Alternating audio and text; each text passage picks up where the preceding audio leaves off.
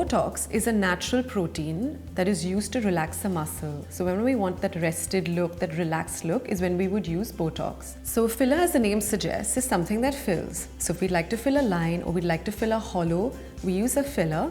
And filler is a very naturally occurring substance which our body does not reject. Fillers and Botox are two completely different things, although people think that they're the same thing. Botox works on a muscle and relaxes the muscle. So wherever we have a muscle movement which we want to relax, let's take for example our forehead lines or our frown lines, which are also called the number 11 lines, we would do Botox on that muscle to relax it.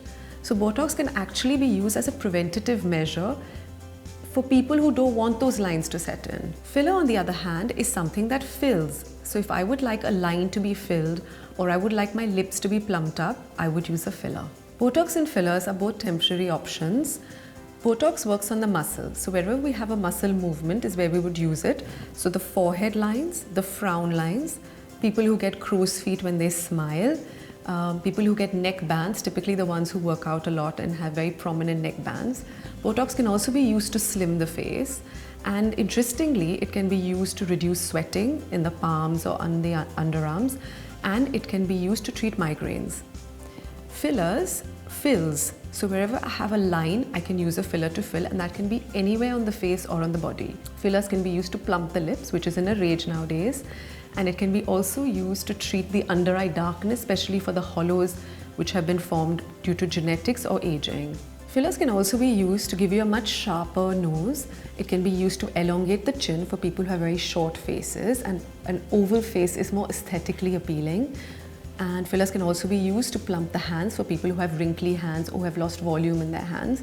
And virtually any part that you want to fill or you want to plump up, just to give you a more fresher and more rested look. Botox, on the other hand, can be used as a preventative measure. So even at the age of 25 and 30, if you feel that you're getting a line which is beginning to set in, or you're using that muscle a bit too actively, you can use Botox just to relax that. In terms of what you should ask your doctor, a couple of questions. Firstly, are you the right candidate to get something done? Secondly, do they agree with what you may have in mind, or do they have a better suggestion to what might look more aesthetically appealing on your face? Thirdly, are there any do's and don'ts that you need to follow?